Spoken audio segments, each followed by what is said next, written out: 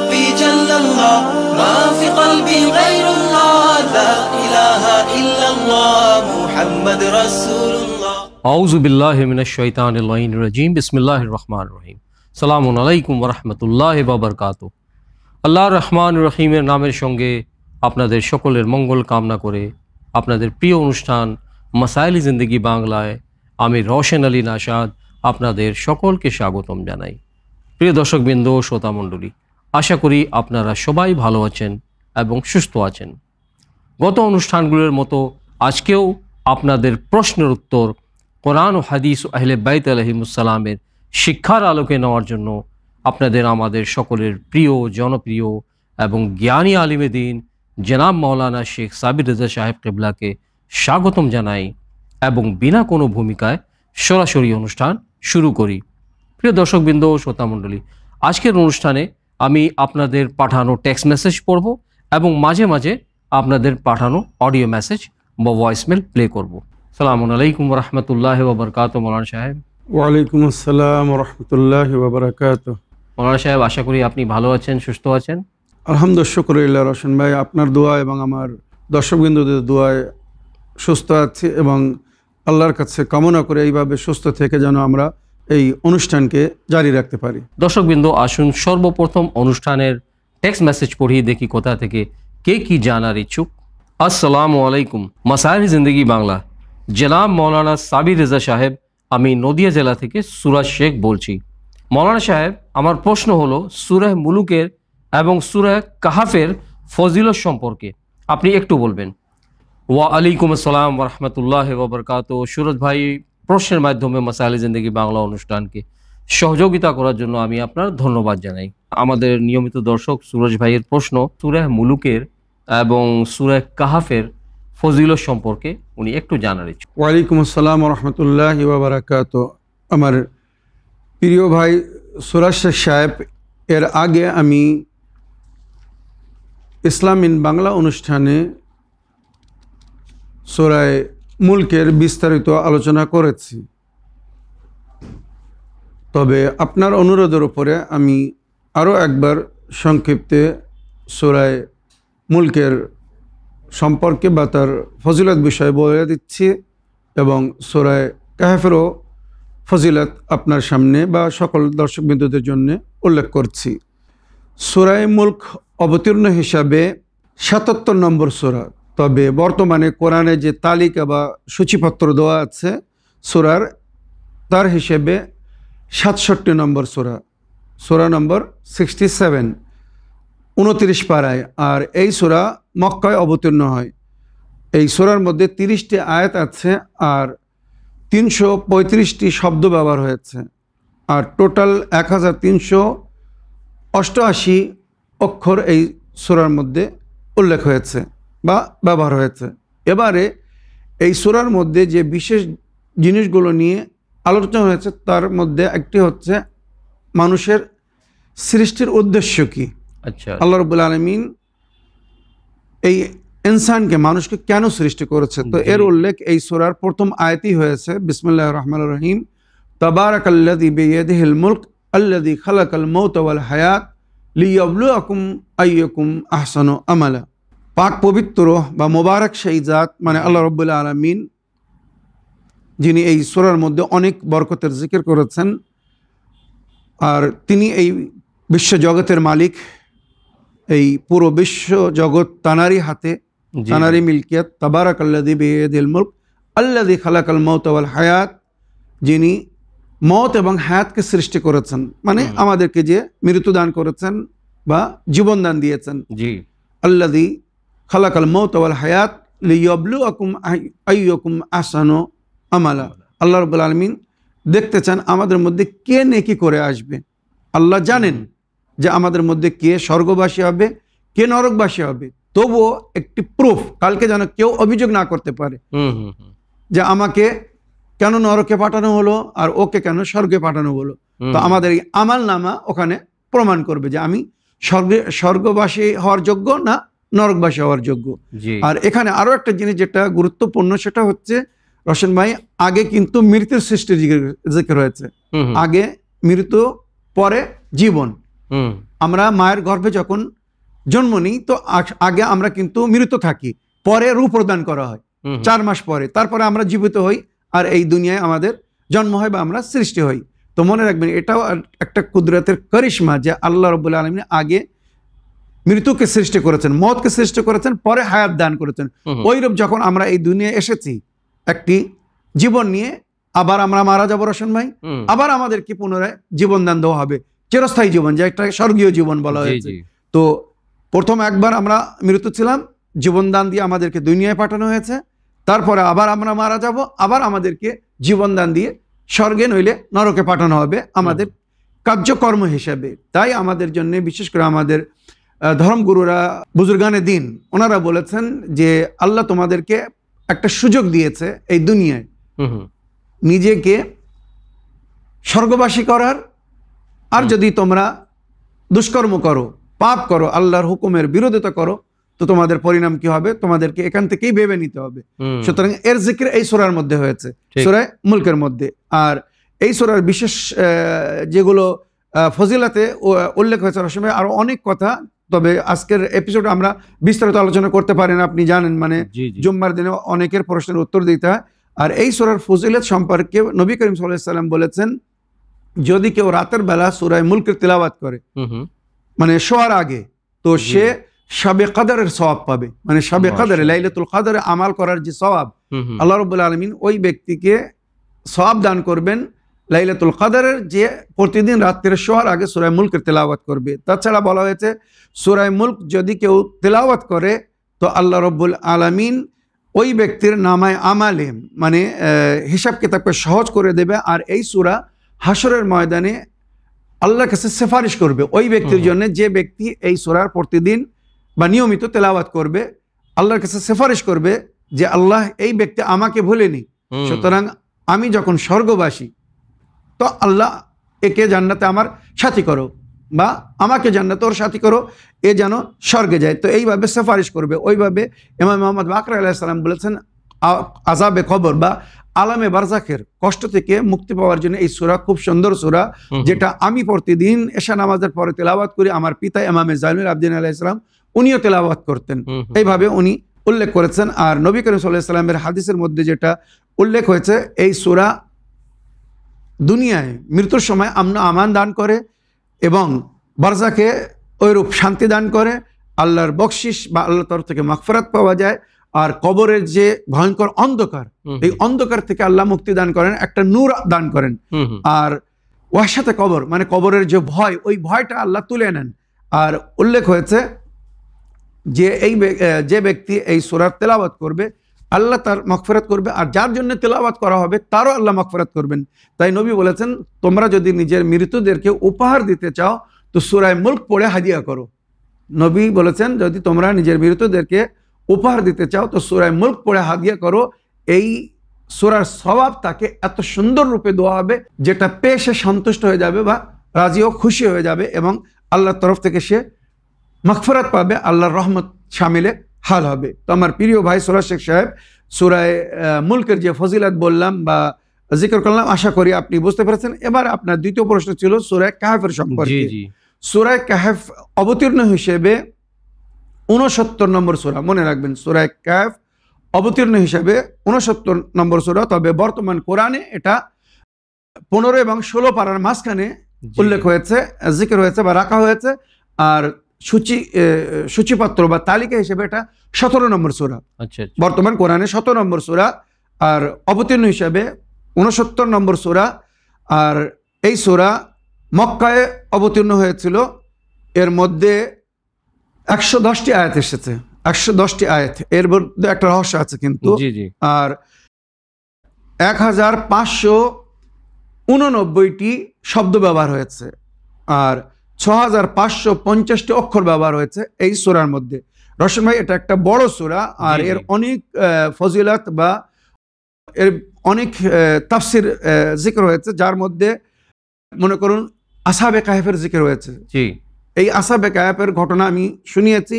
এ বিষয়ে যদি আপনারা বিস্তারিত আরো শুনতে চান, আসহাবে কাহফ যাদের নামে এই সূরাটা, তো আপনারা ইসলামিন বাংলায় প্রশ্ন রাখতে পারেন, তাহলে আমি ওখানে বিস্তারিত ঘটনা আপনাদেরকে শোনাতে পারি, বিস্তারিত সবকিছু বলতে পারি। যেমন জানাবে মুসা নবী এবং জানাবে খিজির নবীর জিকির হয়েছে। এর মধ্যে যেমন বললাম জানাবে মুসা নবী ও খিজির নবীর জিকির হয়েছে, উনি যে শিক্ষা লাভ করেছিলেন সঙ্গে থেকে, যার উপর উনি ধৈর্য ধরতে পারেননি শেষে, পুরো ঘটনা। তো এগুলো শোনাতে গেলে অনেক সময়ের প্রয়োজন আছে। আর জানাবে জুলকারনাইনের জিকির হয়েছে, ইয়াজুজ মাজুজের জিকির হয়েছে এই সূরার মধ্যে। তো এই সূরার বিষয়ে যদি আপনারা বিস্তারিত জানতে চান তো আপনারা ইসলামিক বাংলায় প্রশ্ন করতে পারেন। তবে সংক্ষিপ্তে এই সূরার ফজিলত আমি শুধু একটু বলতে চাই রওশন ভাই। এই সূরার মধ্যে বিশেষ যে আয়াতগুলো উল্লেখ হয়েছে, যেমন শয়তান আদম আলাইহিস সালামকে সেজদা করেনি বলে তার পরিণাম কি হয়েছিল তার জিকির হয়েছে এর মধ্যে। আর তাছাড়া আল্লাহ রাব্বুল আলামিন আমাদেরকে সৃষ্টি করেছেন এবং নেকির দিকে আমন্ত্রণ জানিয়েছেন। যদি আমরা নেকি করি তাহলে আল্লাহর সঙ্গে আমাদের সাক্ষাৎ হবে। যদি আমরা খোদা না বদি করি তো আল্লাহর কোনো নিকটতম স্থান আমরা পাবো না, বা আল্লাহ আমাদেরকে পছন্দ করবেন না, আল্লাহর নিকটে যেতে পারবো না। যেটা আমরা প্রতি ইবাদতের শুরুতে বলি কুরবাতান ইলাল্লাহ, মানে এই কাজটা আমরা কেন করছি? আল্লাহর নিকটতম হওয়ার জন্য।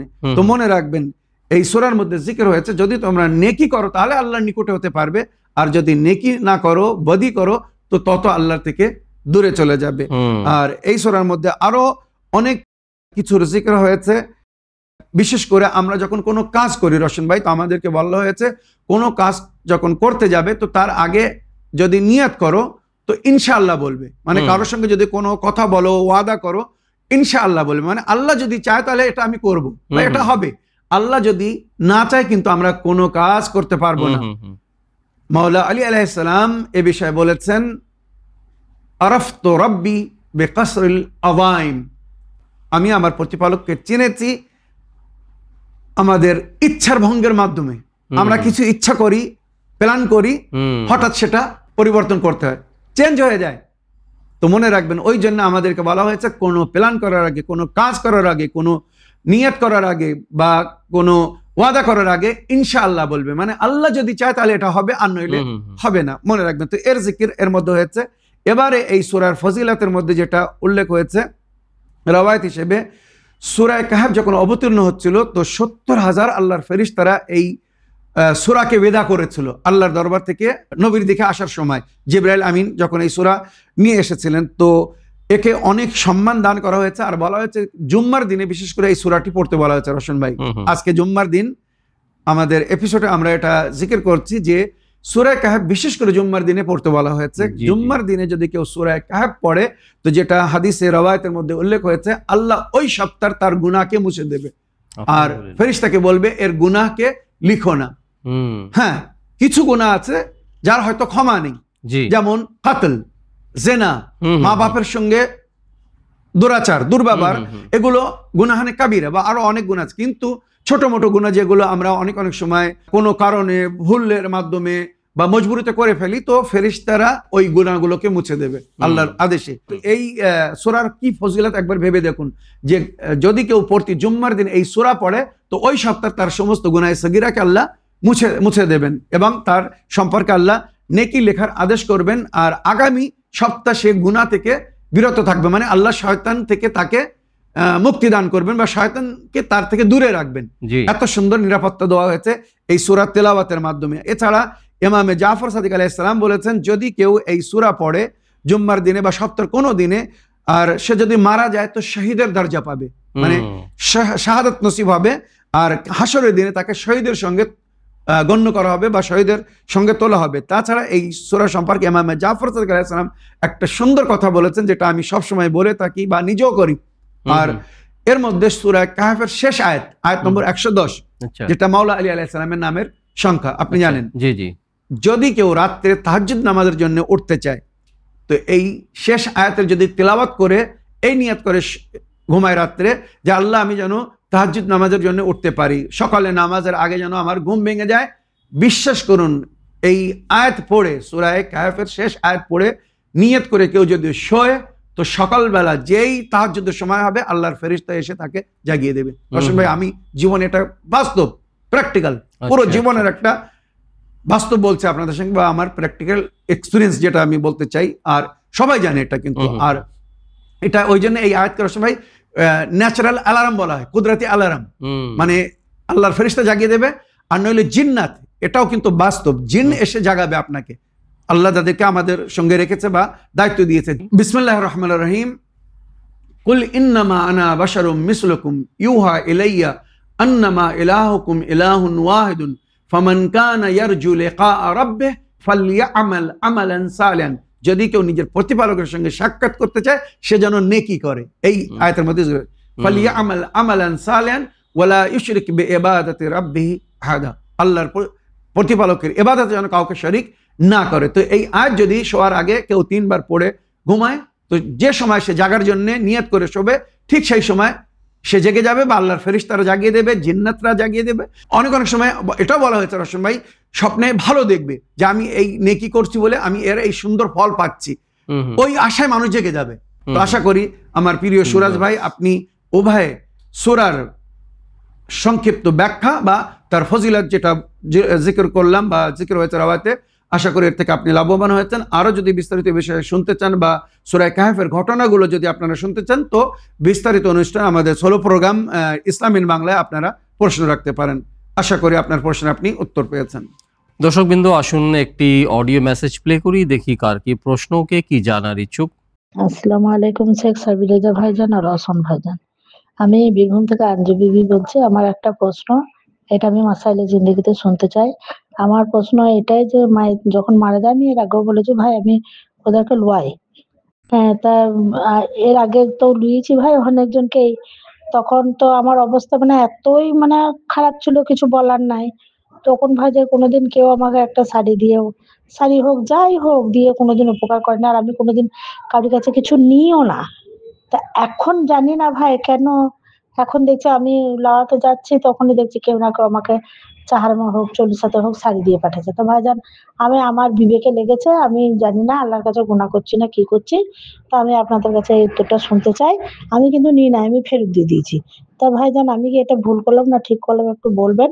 আমার মনে হচ্ছে যে আমি নিই নাই, আমি ঠিক করেছি না ভুল করেছি, ভাইজান একটু প্লিজ বলবেন, আমি শুনে খুব খুশি হব।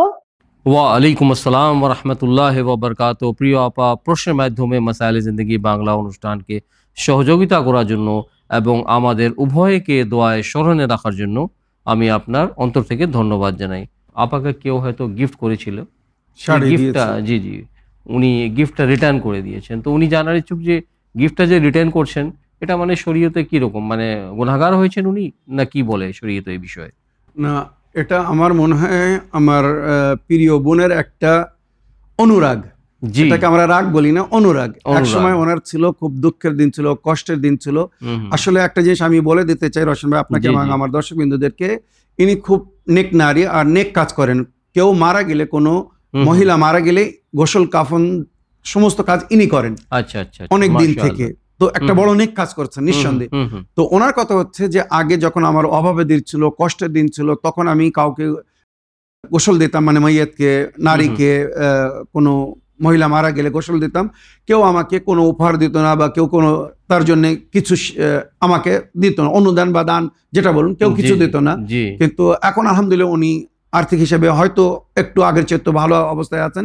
তো এখন ওনাকে অনেকেই মাইয়াতকে গোসল দেওয়ার জন্য উপহার দিচ্ছে, শাড়ি এনে দিচ্ছে। মনে করুন 40-এর দিনে বা কোলখানির দিনে শাড়ি জি, এনে জি। দিচ্ছে, ওনাকে আমন্ত্রণ করে এগুলো দিচ্ছে। তো উনি বলতে চাচ্ছেন যে আমি এটাকে গ্রহণ করব না বা আমি এটাকে গ্রহণ করতে চাই না। তো আমার প্রিয় বোন, হয়তো আপনার দুঃখের দিনে, কষ্টের দিনে, অভাবের সময় কেউ এই ধরনের সহযোগিতা করেনি, সহানুভূতি জানায়নি, কিন্তু এখন আলহামদুলিল্লাহ আপনার অবস্থা হয়তো আগের চেয়ে তো একটু ভালো বলে আপনি এটা গ্রহণ করতে চাচ্ছেন না বা গ্রহণ করেননি, রিটার্ন করে দিয়েছেন। তো আমার প্রিয় বোন, শরীয়তের সংবিধান হিসাবে আমি আপনাকে একটা জিনিস বলতে চাই বা আমার সমস্ত দর্শকবৃন্দদেরকে বলতে চাই, ফরজ কাজের জন্য, যেটা আল্লাহর তরফ থেকে আমাদের উপরে ফরজ করা হয়েছে, ফরজ কাজের জন্য উজরত নেওয়া, কোনো মজদুরি নেওয়া শরীয়তে জায়েজ না। যেমন মাইয়াতে নামাজ পড়ানোর জন্য, মাইয়াতকে গোসল দেওয়ার জন্য, কবর খোঁড়ার জন্য পয়সা নেওয়া শরীয়তে জায়েজ না, মনে রাখবেন। তো আপনি যে গোসল দিচ্ছেন মাইয়াতকে, এটা একটা ফরজ, ওয়াজিবে কেফাই, কাউ না কাউকে গোসল দিতে হবে। যদি গোসল না দেয় সবাই গুনাহগার হবে, আর কেউ যদি একজন গোসল দিয়ে দেয় বাকি সবাই মাফি পেয়ে যাবে। তো আপনি যে গোসল দিচ্ছেন এটা একটা ফরজ কাজ, এর জন্য উজরত নেওয়া, মেহনতানা নেওয়া, পারিশ্রমিক যেটাকে বলা হয় নোয়া শরীয়তে জায়েজ না। তবে কেউ যদি আপনাকে গিফট হিসেবে দেয়, মনে করুন আপনি গোসল দিয়েছেন, পরিশ্রম করেছেন, পরে চায়রামার দিন, 40-এর দিন বা কোলখানির দিন, মানে যেখানে অনুষ্ঠান হয়, সবাই এসে ফাতিহা খানি করে, কোলখানি করে, কোরআন তেলাওয়াত হয়, পানাহার করানো হয় মরহুমের নামে, তো ওই দিনে যদি কেউ আপনাকে ডেকে গিফট দেয় বা আপনার বাড়িতে একটা শাড়ি পাঠিয়ে দিল, এটা আমার তরফ থেকে বা আমার পরিবারের তরফ থেকে আপনাকে উপহার দিলাম। মৌলানা সাহেব, কথা হচ্ছে কি, উপহার কি টাকাও দেওয়া যাবে না শুধু জিনিস দিতে হবে? যে কোনো জিনিস। আচ্ছা, টাকাও হতে পারে? টাকাও হতে পারে, যদি উপহার স্বরূপ মনে করুন একটা লেফাফার মধ্যে 100 টাকা কি 1000 টাকা, একটা উদাহরণ দিলাম, রেখে এটা আমার তরফ থেকে বা আমার পরিবারের তরফ থেকে আপনাকে একটা উপহার দিলাম। ঠিক ঠিক। প্র্যাকটিক্যাল বাস্তব রূপে কিন্তু ওখানে এইভাবে বলেই দিতে হবে, আর এইভাবে বলে যদি দেয় তাহলে উনি গ্রহণ করতে পারবেন, যেটা আপনাকে উপহার দিলাম, আপনাকে একটা হাদিয়া দিলাম, মানে তোহফা দিলাম। তবে ওটাকে যদি মৃত ব্যক্তিকে বা মহিলাকে গোসল দেওয়ার জন্য যদি উজরাত রূপে, মানে পারিশ্রমিক রূপে দেওয়া হয়, তো ওটা গোসল গ্রহণ করাও জায়েজ না বা দোয়াও জায়েজ না, মনে রাখবেন। নামাজে মাইয়িত পড়ানোর জন্য, গোসল দেওয়ার জন্য, কাফন পরানোর জন্য কোনো উজরাত নেওয়া শরিয়াতে জায়েজ না। তো আমার প্রিয় বোন, আশা করি আপনার প্রশ্নে আপনি উত্তর পেয়েছেন। যদি ওই গিফট রিটার্ন করলে কেউ মনে আঘাত পায়, তো আপনি রিটার্ন করবেন না। আপনার যদি প্রয়োজন না থাকে, ওটা আপনি নিয়ে অন্য কোনো প্রয়োজনীয় ব্যক্তিকে দিতে পারেন, কোনো গরিবকে দিয়ে দিতে পারেন, গরিব মহিলাকে দিয়ে দিতে পারেন।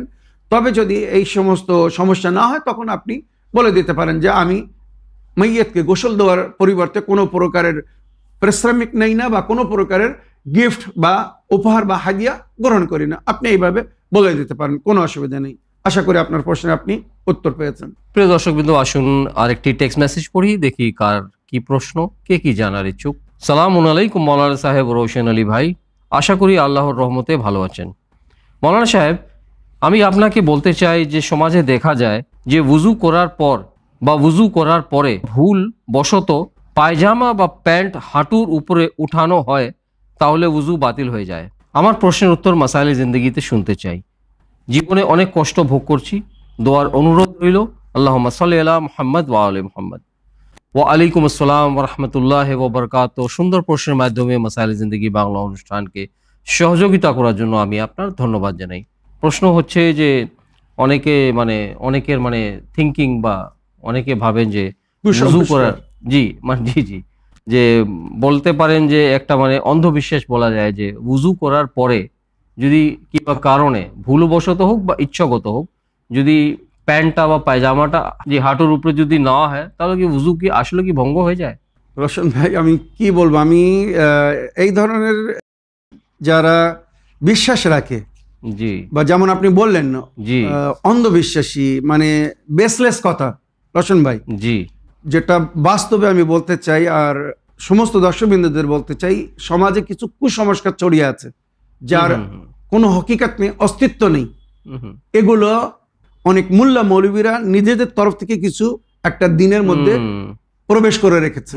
রোশন ভাই, আমি আমার দর্শকবৃন্দদের একটা কথা ক্লিয়ার বলতে চাই, একদম পরিষ্কার বলতে চাই, খোদা না করুক যদি ওযু করার পরে প্রয়োজনে আপনাকে কাপড় চেঞ্জ করতে হচ্ছে, হয়তো যে কাপড়টা পরে আপনি ওযু করছিলেন সেটা পড়েছে, নাজিস হয়ে গেছে কোনো কারণে, তো যদি উলঙ্গ হয়ে আপনি কাপড় চেঞ্জ করেন, তাও আপনার ওযু নষ্ট হবে না।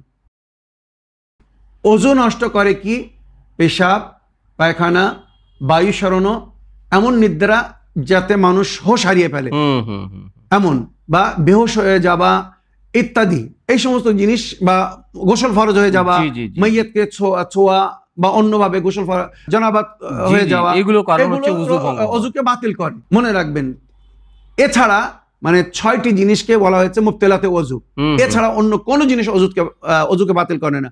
অনেকেই কুসংস্কার ছড়িয়ে রেখেছে ওযু করার পরে কিছু খেলে তোমাকে আবার নামাজ পড়ার জন্য ওযু করতে হবে, তোমার ওযু বাতিল হয়ে গেল, এটা শুনেছেন? এমনকি সিগারেট পান করলে তোমার ওযু বাতিল হয়ে যাবে, বিড়ি পান করলে তোমার ওযু বাতিল হয়ে যাবে, তুমি যদি কিছু খাও তো তোমাকে আবার পুনরায় ওযু করতে হবে। এ সমস্ত কিন্তু কুসংস্কার। হ্যাঁ, যদি কেউ ওযু করার পরে মনে করুন ভাত খেয়েছে, তো ভাত খাওয়ার পরে কুল্লি করে নিতে বলা হয়েছে, যাতে মুখের মধ্যে খাদ্য লেগে না থাকে। অনেক সময় খাদ্য লেগে থাকলে মানুষ ওইটা জিভ দিয়ে নড়িয়ে খেয়ে ফেলে, তো নামাজের অবস্থায় পানাহার করা মানা, তো ওই জন্য বলা হচ্ছে কুলি করে নিন, আপনার ওযু নষ্ট হবে না। কুলি করে আপনি নামাজ পড়তে পারবেন, যেটা আমরা অধিকাংশ রমজান মাসে দেখি। এই যে কিছুদিনের পরে আসছে রজব মাসে মানুষ রোজা রাখবে, আপনারা রোজা রাখেন, আপনারা জানেন আমরা অনেক সময় মগরিবের নামাজ পড়ে আমরা ইফতার করি, ইফতার করার পরে এসে নামাজ পড়ি। তো ইফতার করার সময় অনেক সময় দেখা যাচ্ছে মুখের মধ্যে কিছু লেগে আছে, তো ওইটাকে কুলি করে বাহির করে দিতে বলা হয়েছে, যাতে নামাজের অবস্থায় মুখ ঘুরিয়ে ঘুরিয়ে যেন ওটা কেউ খায় না, মানে খারাপ লাগে ওটা। তো মনে রাখবেন, তো কাপড় হাঁটুর উপরে আসলে অজু বাতিল হবে না। এই সমস্ত কুসংস্কার, যেমন আমি বললাম যে প্রয়োজনে যদি কেউ বন্ধ জায়গায় যেখানে কেউ দেখছে না উলঙ্গ হয়ে কাপড় চেঞ্জ করে, তাও তার অজু নষ্ট হবে না। আশা করি আপনার প্রশ্নের আপনি উত্তর পেয়েছেন। তো প্রিয় দর্শকবৃন্দ, আসুন আরেকটি টেক্সট মেসেজ পড়ি, দেখি কোথা থেকে কে কি জানার ইচ্ছুক, কার কি প্রশ্ন। সালামুন আলাইকুম মৌলানা সাহেব ও রোশন আলী ভাই, আশা করি আল্লাহর রহমতে ভালো আছেন, সুস্থ আছেন। মৌলানা সাহেব, নবী করিম সাল্লাল্লাহু আলাইহি ওয়া আলিহি ওয়াসাল্লাম বলেছেন যে রজব আল্লাহর মাস, শাবান আমার মাস এবং রমজান আমার উম্মতের মাস। এই সুন্দর হাদিসের পিছনে কি রহস্য থাকতে পারে? শুধু এই 3 মাসের কথা প্রিয় নবী সাল্লাল্লাহু আলাইহি ওয়া আলিহি ওয়াসাল্লাম কেন বলেছেন? মুহররম মাসের ফজিলত এবং রাবিউল আউয়াল মাসের ফজিলত সম্পর্কে নবী করিম সাল্লাল্লাহু আলাইহি ওয়া সাল্লাম কিছু বলেছেন কিনা? প্রশ্নের উত্তর মাসাইলে জিন্দেগিতে শোনার ইচ্ছুক। দোয়ার অনুরোধ রইল। আল্লাহুম্মা সাল্লি আলা মুহাম্মদ ওয়া আলি মুহাম্মদ। ওয়া আলাইকুম আসসালাম ওয়া রাহমাতুল্লাহি ওয়া বারাকাতুহু। প্রশ্নের মাধ্যমে মাসাইলে জিন্দেগি বাংলা অনুষ্ঠানকে সহযোগিতা করার জন্য আমি আপনার অন্তর থেকে ধন্যবাদ জানাই। সুন্দর প্রশ্ন করেছেন ভাই বা বোন, যে নবী করিম সাল্লাল্লাহু আলাইহি সাল্লামের মানে খুব ফেমাস হাদিস বলা যায়, যে উনি বলেছেন যে রজব আল্লাহর মাস এবং শাবান আমার মাস এবং রমজান উম্মতের মাস। তো ভাই বা বোন জানার ইচ্ছুক যে এর পিছনে কি কিছু রহস্য আছে? আর যেমন মুহররম মাস, রাবিউল আউয়াল মাস, যেই মাসে নবী করিম সাল্লাল্লাহু আলাইহি সাল্লাম ওনার জন্ম, তো এই 2 মাস সম্পর্কেও কিছু বলেছেন? খুব সুন্দর প্রশ্ন রশন ভাই, জাযাকাল্লাহ।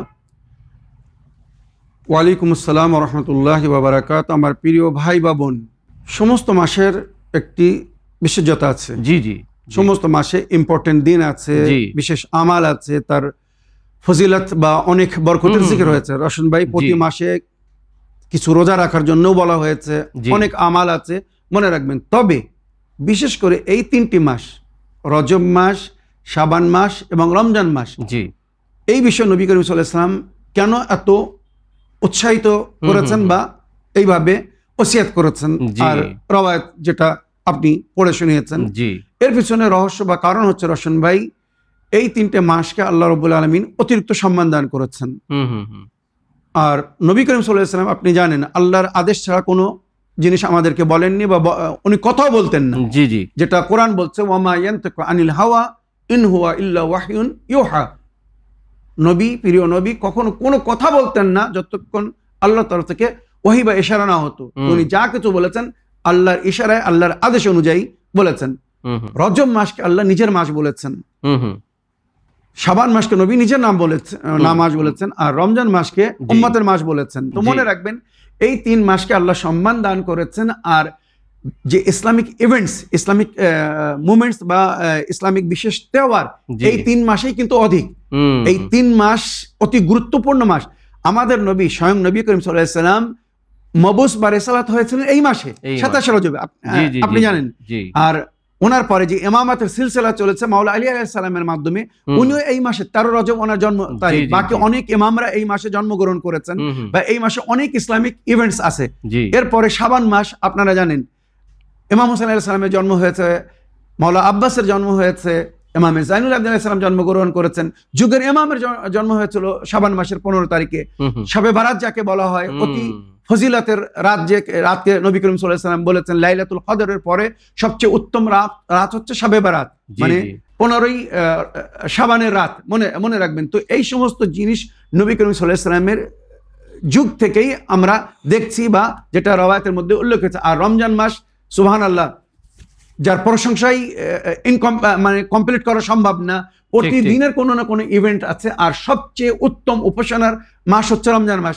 প্রতি রাত্রের ইবাদত আছে, প্রতি দিনের ইবাদত আছে, রোজার নিজের সব নিজের জায়গায়। তাছাড়া রমজান মাসের প্রতিদিনের কিন্তু ইসলামিক ইভেন্টস আছে। হয়তো আপনারা জানেন না, আপনারা হয়তো শোনেননি, আমি গত বছর রমজান মাসের প্রতি এপিসোডে ইভেন্টস জিকির করেছি, যে কোন দিন কি বিশেষ জিনিস ছিল। তো মনে রাখবেন আল্লাহর নজরে রজব মাসের অতি সম্মান, কেন আল্লাহ এই মাসকে নিজের মাস বলেছেন আর এর জন্য ফজিলত দান করেছেন। এই মাসে যুদ্ধকে বিরাম রাখতে বলা হচ্ছে।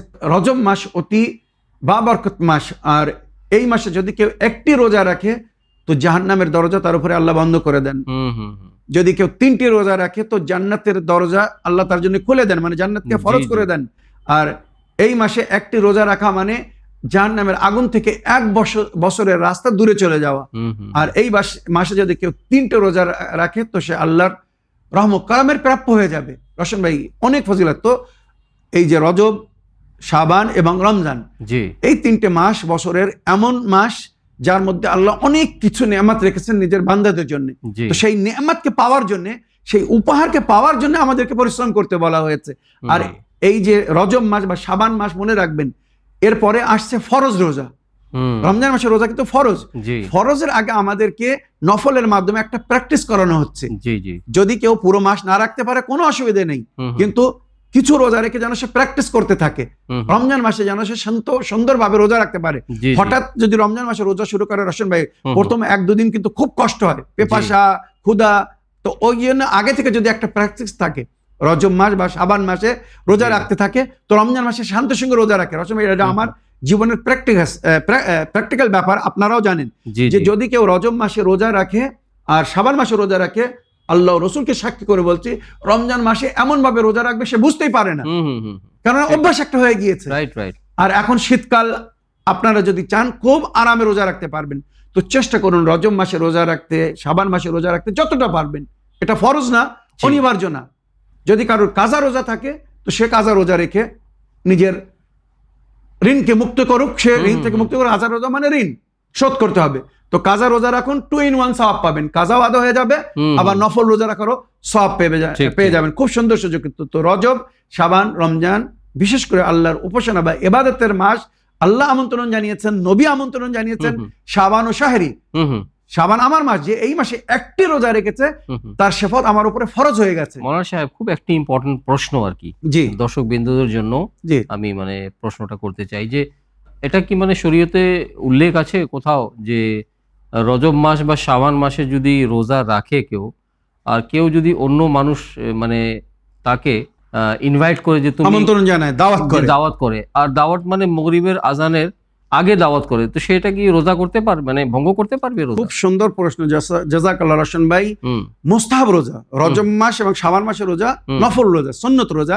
তো এর জন্য সমস্ত মুফতিগণরা লিখেছেন, বলেছেন যদি কেউ মুমিন আপনাকে দিনের বেলা, আপনি রোজা আছেন, দিনের বেলা কেউ যদি আমন্ত্রণ জানায় যে ভাই আপনি আমার বাড়িতে মেহমান হন, আমার বাড়িতে আসুন, আমি আপনার রোজা খোলাতে চাই, আপনিও সওয়াব পাবেন, আমিও সওয়াব পাবো। রজব মাসে যদি কেউ কারো রোজা খোলায়, ইফতারের সময় যদি রোজা খোলাতে চায় খোলাতে পারে, কোনো অসুবিধা নেই, ওটা তো কমন।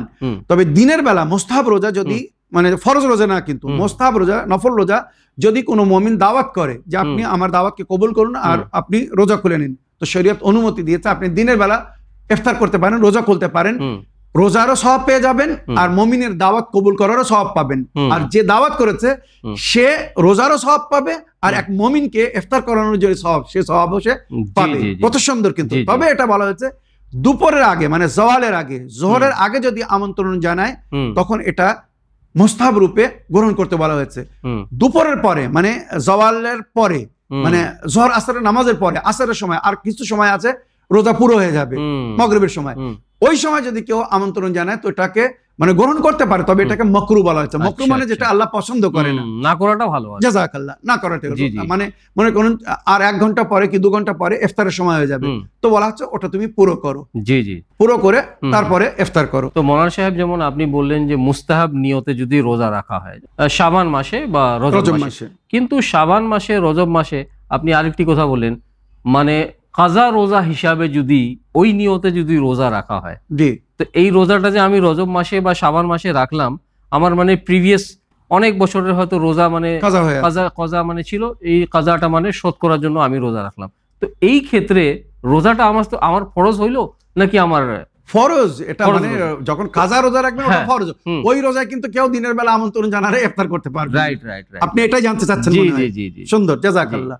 যখন আপনি কাজা রোজা রাখবেন তার মানে জি। ফরজ রোজা, ফরজ রোজা ভাঙতে পারবেন না। হুম, নফল রোজা নবীও ভেঙেছেন বা আসহাবদেরকেও অনুমতি দিয়েছেন, মানে ঠিক, আল্লাহর হুকুমে, জি, যে জি। নফল রোজা যদি কেউ রাখে আর কেউ হুম। যদি মুমিন তোমাকে দাওয়াত করে, তুমি দাওয়াত গ্রহণ করতে পারো। হুম। তুমি দিনের বেলায় ইফতার করে নাও, তুমি রোজারও সওয়াব পাবে, আর হুম। যে মুমিন দাওয়াত করবে ইফতারে আমন্ত্রণ জানাবে সেও সওয়াব পাবে, হুম। রোজার সওয়াব পাবে, এক মুমিনকে ইফতার করানোরও হুম। সওয়াব পাবে ইনশাআল্লাহ। আর একটি টেকনিক্যাল কোশ্চেন আছে, দাওয়াত করাটা তো অনেক ফর্মালিটির কথা, জি আজকালের যুগে তো কারো সেরকম সময় থাকেও না। জি একজন যদি এমপ্লয়ি রোজা রাখা অবস্থায় অফিসে কাজ করছে, টিফিনের সময় হচ্ছে, এমপ্লয়ীদের মধ্যে যদি বলে কেউ যে তাকে হ্যাঁ, আমন্ত্রণ right, right, জানাচ্ছে right, আমার right, সঙ্গে তো তুমি এই খাও। বিষয়ে কি বলবেন? জাযাকাল্লাহ, ও খেতে পারবে, রসুল ভাই অনুমতি দেওয়া হচ্ছে। ঠিক, মনে ঠিক। করুন খুব প্র্যাকটিক্যাল প্রশ্ন করেছেন, আপনিও বাড়ি থেকে টিফিন নিয়ে এসেছেন, অন্য আরেকজন শুয়েছেন, কিন্তু আপনার অফিসে একজন সাথী আছে যে রোজায় আছে, হুম, নফল রোজা আছে। হুম, হুম, আপনি যখন খেতে বসেন আখলাকান আপনি বলেন ভাই এসো জি, জি। তুমি খাও, হুম, তো এইভাবে যদি সে আপনি তাকে আমন্ত্রণ জানান, সে হুম, আপনার সঙ্গে ইফতার করতে পারে হুম, ওই সময় দিনের হুম, বেলা, জি, জি। সেও সওয়াব পাবে, আপনি সওয়াব পাবেন, আপনি জি। তাকে আমন্ত্রণ ঠিক,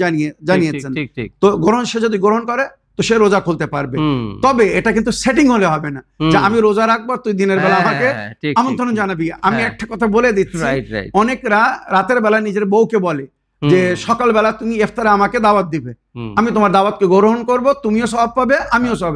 এই সেটিং করলে কিন্তু আল্লাহ এটাকে গ্রহণ করবেন না, এই সেটিং করলে হবে না। সেটিং করলে কিভাবে সম্ভব? আল্লাহ তো সবকিছু দেখছে, দেখছে, সবকিছু জাযাকাল্লাহ। হ্যাঁ, না, দেখছে, আমি এটা সবকিছু প্র্যাকটিক্যাল জানে। কথা বলি, জি, জি। আমাদের মধ্যে এমন ঘটনা হুম, অনেকবার হুম, হয়ে থাকে হুম, যে রাতের বেলা সাইরি খাচ্ছে হুম, আর বউকে ইশারায় বলে দিচ্ছে যে জি। দিনের বেলা তুমি আমার রোজা খুলিয়ে দিও, তোমারও সওয়াব হবে আমারও সওয়াব হবে। হুম, এটা কিন্তু গ্রহণযোগ্য না। রহস্য ভাই এটাও শরীয়তে বলা আছে। অনেক সময় কেউ আমাকে বলে মনোজ সাহেব আপনি একটা চা খেয়ে নিন, আমি রোজায় আছি, শুধু চা খাওয়ার জন্য আমাকে বলছে। হুম, শরীয়ত বলছে, আয়াতুল সিস্তান সাহেব বলেছেন না, রমজান মাসে যদি কাউকে রোজাদারকে ইফতার করতে চাও তো তার জন্য ভালো পানাহারের ব্যবস্থা করো, হুম। শুধু চা খাইয়ে তার রোজাকে সওয়াব নিও না, বা তার রোজাকে, আমি আমার ভাষায় বলছি, তার জি। রোজাকে নষ্ট করো না। হুম, মানে ঠিক, দাওয়াত মানে দাওয়াত, মানে যেমন Right. আমরা পানাহারের দিকে আমন্ত্রণ জানাই, ভালো কিছু খাওয়ার ব্যবস্থা করো, তারপরে তাকে জি, জি, দাও, জি। তো যাতে তুমিও সওয়াব পাও সে সওয়াব পায়। এইভাবে আশা করি আপনার প্রশ্নের আপনি উত্তর পেয়েছেন। প্রিয় দর্শকবৃন্দ, আসুন অনুষ্ঠানের শেষ অডিও মেসেজ প্লে করছি, তো দেখি শুনি কোথা থেকে কে কি জানার ইচ্ছুক। আসসালামু আলাইকুম শেখ সাবির রেজা ভাইজান ও রওশন ভাইজান। আমি এটা মাসালে জিন্দেগিতে শুনতে চাই। আমি বীরভূম থেকে আঞ্জু বিবি বলছি। আমি এর আগেও প্রশ্ন করেছিলাম যে আমি কোরআন শরীফ পড়তে গেলে, নামাজ পড়তে গেলে কি একটু তাহাজ্জুদের নামাজ পড়তে গেলে মনে হচ্ছে যেন পিছন দিয়ে কেউ আসছে, সাইডে কেউ আসছে। তো ভাইজান আপনি বলেছিলেন যে এটা অনেকেরই হয়। তো এটা মানে কোনো কিছু ভালো জিনিস বলেও নয়, আর মানে খারাপ জিনিসটাই বেশি। তা আমি অনুভব করেছি হয়তো, বুঝতে পারিনি। তা যাক ভাই, আপনি যেটা বলেছিলেন মুয়াজ্জিতাইন পড়ে আমি ডান দিকে বাঁ দিকে ২ দিন এটা করেছিলাম। এরকম হচ্ছে বলে। ২ দিন করাতেই কিন্তু আর আমার হয় না। তা আমি ফজিলত পেয়েছি ভাইজান। তা আল্লাহ রসুলের কাছে দোয়া করি। আপনি ও রওশন ভাইজান আপনারা ভালো থাকুন, সুস্থ থাকুন। এই বলে আমি শেষ করছি। খুদা হাফেজ। ওয়ালাইকুম আসসালাম ওয়া রাহমাতুল্লাহি ওয়া বারাকাতুহু। প্রিয় আপা বা বোন, প্রশ্নের মাধ্যমে মাসাইলে জিন্দেগি বাংলা অনুষ্ঠানকে সহযোগিতা করার জন্য, নিয়মিত উভয় অনুষ্ঠানকে ফলো করার জন্য এবং আমাদের উভয়কে দোয়ায় স্মরণে রাখার জন্য আমি আপনার ধন্যবাদ জানাই। আশা করি এইভাবে আপনারা সকলে প্রশ্নের মাধ্যমে উভয় অনুষ্ঠানকে সহযোগিতা করতে থাকবেন। আমি আপনাকে ধন্যবাদ দিতে চাই যে রিয়েলি মানে আপনি গত কোনবা অনুষ্ঠানে আপনি বলেছিলেন যে মানে এই প্রশ্নটা হয়তো আমি নিয়েছিলাম, জি জি বা হয়তো ইসলামিন বাংলার কোনো মানে প্রোগ্রাম এডিটিং করার সময় এই প্রশ্নটা আমি আঞ্জু আপার শুনেছিলাম যে উনি মানে ফেস করেছিলেন কিছু প্রবলেম, যে কেউ হয়তো নামাজের সময় আশপাশে, এমন মনে হচ্ছে জি যেন জি, কেউ আমার কেউ হয়তো আশেপাশে আছে। আশেপাশে আছে বা হ্যাঁ এইরকম। তো আপনি যে সলিউশন বলেছিলাম, সলিউশন বলেছেন, আলহামদুলিল্লাহ উনি মানে বাস্তব practical একদম একটা। একদম আলহামদুলিল্লাহ, তার জন্য আলহামদুলিল্লাহ, অশেষ ধন্যবাদ, অনেক অনেক ধন্যবাদ আপনার। আলহামদুলিল্লাহ। রওশন ভাই দেখুন, আমরা যখন কোনো প্রশ্নের উত্তর দেই তো এগুলো আমাদের নিজের কথা হয় না, এগুলো জি, জি। বাস্তবে আল্লাহ রসুলের তালিমাত হয়, আহলে জি, বাইতের জি, জি। তালিমাত হয়, যেটা আমরা বেশক, পৌঁছে বেশক। দেওয়ার চেষ্টা করছি। বেশক। আর আল্লাহ রসুলের কালাম কখনো মিথ্যা হতে মিথ্যা পারে না, হতে পারে কখনো না। আহলে ঠিক, বাইতের ঠিক। তালিমাতের মধ্যে ঠিক, কোনো ঠিক। ভুল ত্রুটি থাকতে পারে না। তো আমরা সেগুলোই বলার সবসময় চেষ্টা করছি। আমরা একটা জরিয়া, আমরা জি। একটা জাস্ট একটা ওসিলা, মনে রাখবেন। তো আমার প্রিয় বোন, আপনাকে ধন্যবাদ জানাই, আপনি এত সুন্দরভাবে ফিডব্যাক দিয়েছেন, আর যেটা বলেছিলাম সেটাকে উপয়োগ করে তার জি, থেকে জি। আপনি উপকার হয়েছেন, উপকৃত হয়েছেন বা লাভবান হয়েছেন। জি জি আমি সবসময় বলছি বা বলি, আপনাকে এবং অনেকের জন্য বলছি বা সবার জন্য বলছি, এমন অবস্থা অনেক অনেক সময় হয় আমাদের সময় জি জি। যে আমরা যখন রাস্তা দিয়ে হাঁটি যাই তো মনে হচ্ছে যে কেউ আমার পিছনে আসছে, ঘুরে দেখছে কেউ নেই। আর অধিকাংশ নামাজের সময় এমন মনে হয়, বিশেষ করে তাহাজ্জুদ নামাজের সময় আমার রশন ভাই অনেক সময় এমন মনে হয় যে আমার আশেপাশে কেউ ঘুরছে, কিন্তু বাস্তবে কেউ কিন্তু না। মৌলানা সাহেব, অ্যাকচুয়ালি আমার প্রশ্ন যে অনেক জায়গায় শরীয়তে পাওয়া যায় যে নামাজ পড়লে শয়তান দূরে যায়। কথা হচ্ছে কি, আমরা যখন নামাজ পড়ি আবার আমাকে যদি ফিল হয় কেউ হয়তো আশেপাশে আছে, মানে এটা শয়তান কি করে হতে পারে? এটা হচ্ছে রশন ভাই, এটা প্র্যাকটিস হচ্ছে শয়তান সবচেয়ে বেশি বাধা সৃষ্টি করে নামাজের সময়, যেটা রওয়ায়াতের মধ্যে উল্লেখ হয়েছে। যেই আমরা নামাজ পড়তে দাঁড়াই শয়তান চারিদিক থেকে আক্রমণ করার চেষ্টা করে, মানে যে জিনিস আমরা ভুলে গেছি সেটা মনে করিয়ে দেয়, যাতে আমাদের মাইন্ড ডাইভার্ট হয়ে যায় নামাজের থেকে। ওই জন্য নামাজে ভুল হয়, সন্দেহ হয়, ভুল হয় এই কারণে যে আমাদের মন ডাইভার্ট হয়ে যায়, মন এদিক ওদিক হয়ে যায়।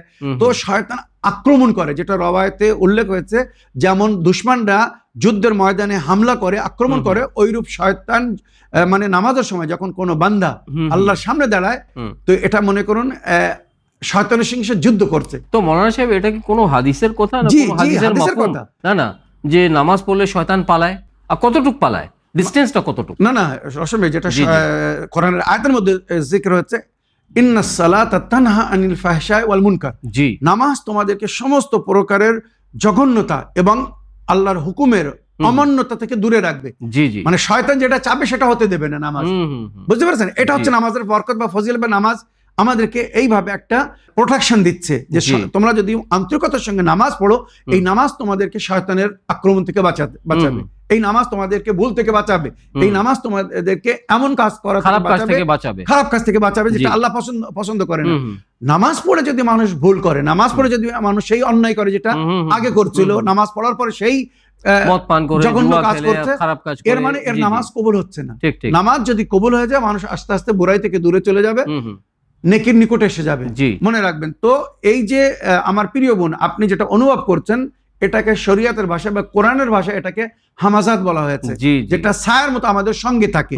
আর এই হামাজাত যদি আমাদের বন্ধু হয়ে যায় তো আমাদের উপকার হয়, আর যদি শত্রু হয়ে যায় তো সবসময় আক্রমণ করার চেষ্টা করে।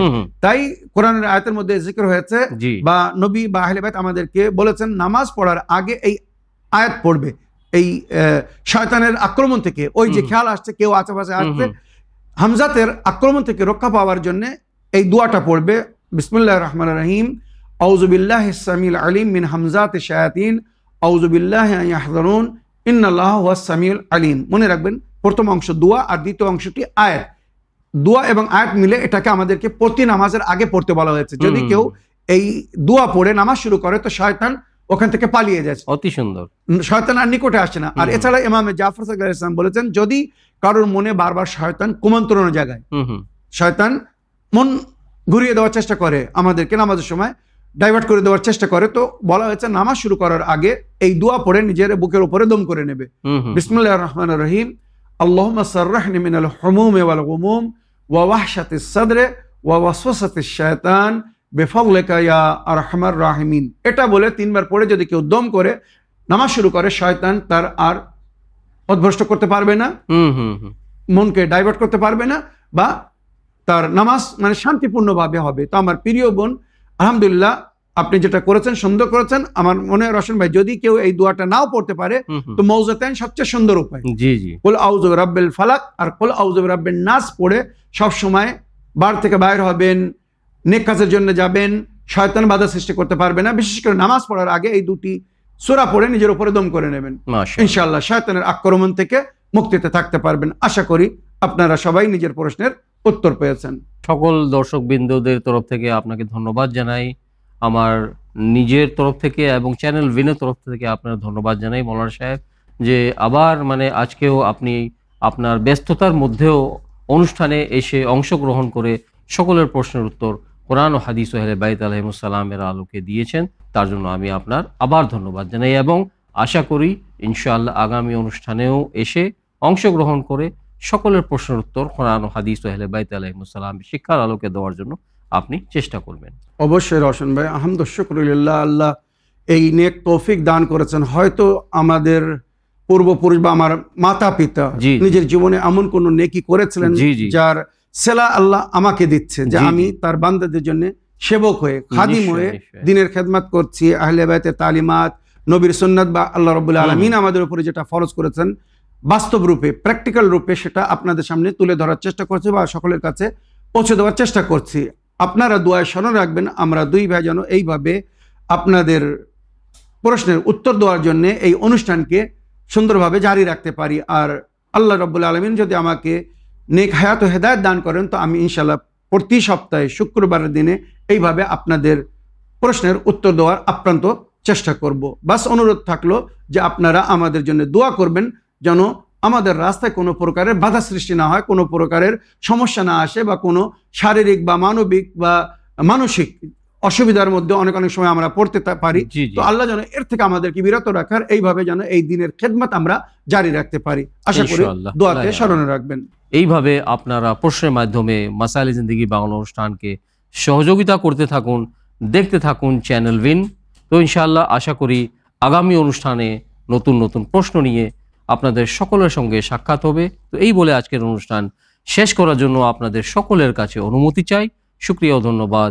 সালামুন আলাইকুম ওরহমতুল্লাহ ওয়াবারাকাতুহু। حسبي ربي جل الله ما في قلبي غير الله لا إله إلا الله محمد رسول الله